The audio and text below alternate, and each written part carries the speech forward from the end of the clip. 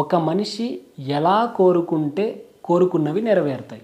ఒక మనిషి ఎలా ఆలోచిస్తే కోరికలు నెరవేరుతాయి. ఈ విషయం పట్ల మీరు క్లారిటీ తెచ్చుకోండి. ఎప్పుడైతే మీకు క్లారిటీ ఉంటుందో అప్పుడు ఇంటిల్లిపాది ఎన్ని కోరికలు కోరుకున్నా అవన్నీ నెరవేరుతూ ఉంటాయి. ముందుగా మీరు బలంగా ఆలోచించాలి అంటే ఫస్ట్ మీకు ధైర్యం ఉండాలి. ధైర్యం కావాలి.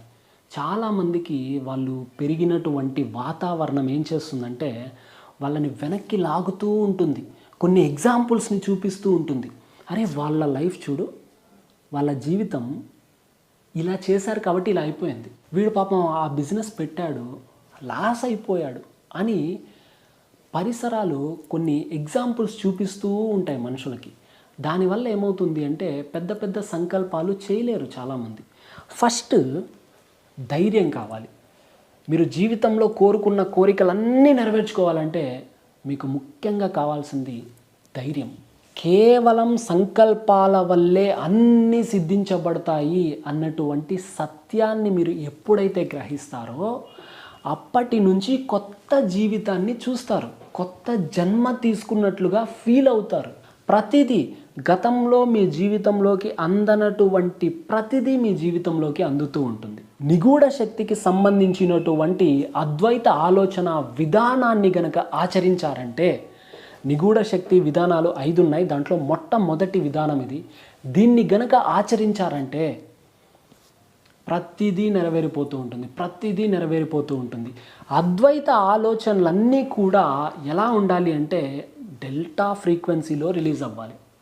ఒక మనిషిని తీసుకొని వెళ్ళి ఫస్ట్ సముద్రంలో గనక ముంచితే అలాగే పట్టుకొని గనక ఉంటే ఆ వ్యక్తి ఏ విధంగా అయితే ఊపిరి తీసుకోవడానికి తహతహలాడిపోతాడో అంత తీవ్రమైన కృషి కావాలి డెల్టా స్టేట్ని రీచ్ అవ్వాలి అంటే.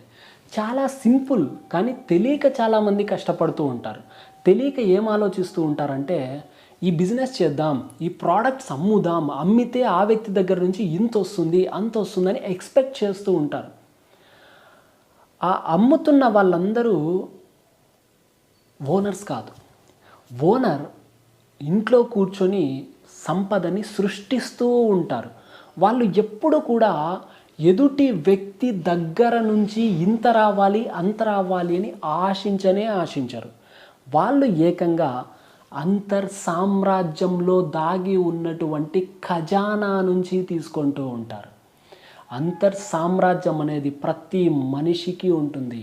మీరు చేయాల్సిన ముఖ్యమైన విధానం ఏంటి అంటే అద్వైత ఆలోచన విధానం. ఇది కేవలం మీకు మాత్రమే సంబంధించి ఉంటుంది. మీ లోపల దాగి ఉన్న అంతరాత్మ దగ్గర నుంచి మీరు స్వీకరించాల్సి ఉంటుంది.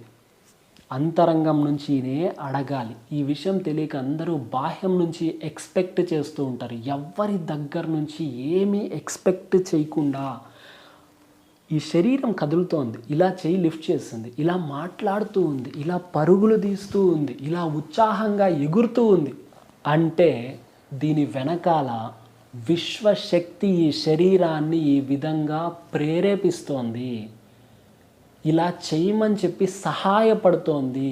కాబట్టే ఈ హ్యాండ్ లేపగలుగుతున్నాం, ఈ మాటని మాట్లాడగలుగుతున్నాం. మీ లోపల కూడా ఒక దివ్య చైతన్య శక్తి దాగి ఉంది.